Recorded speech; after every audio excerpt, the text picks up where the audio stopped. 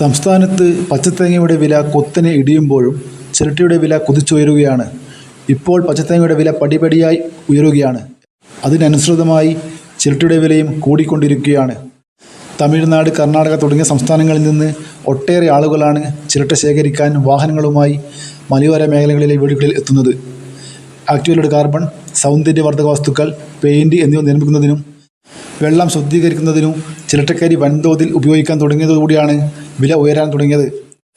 ഇപ്പോൾ പൊതുവിപണിയിൽ പച്ചത്തേങ്ങയുടെ വില 50 രൂപയ്ക്ക് അടുത്തെത്തിയിട്ടുണ്ട്. അതിനനുസൃതമായി ചിരട്ടയുടെ വിലയും കൂടിയിട്ടുണ്ട്. കേരളത്തിൽ പച്ചത്തേങ്ങയുടെ വില കുറഞ്ഞ സാഹചര്യത്തിൽ 2026 ജൂണിൽ 1 കിലോ ചിരട്ടയ്ക്ക് 30 മുതൽ 32 രൂപ വരെ ലഭിക്കുന്നുണ്ട്. ഇപ്പോൾ കേരളത്തിൽ ചിരട്ടയുടെ വിപണി വില കിലോയ്ക്ക് 30 മുതൽ 32 രൂപ വരെയാണ്. ഇപ്പോൾ ചിരട്ട 100 എണ്ണത്തിന് 300 രൂപ വരെ ലഭിക്കുന്നുണ്ട്. വിൽക്കുന്നവർ സൂക്ഷിക്കണം. കൂട്ടയിൽ അളന്ന് എടുക്കാൻ സമ്മതിക്കരുത്. എണ്ണത്തിൽ ചതിക്കും. നമ്മൾ ചിരട്ട എണ്ണി തിട്ടപ്പെടുത്തിയ ശേഷം മാത്രം വില തീരുമാനിക്കുക.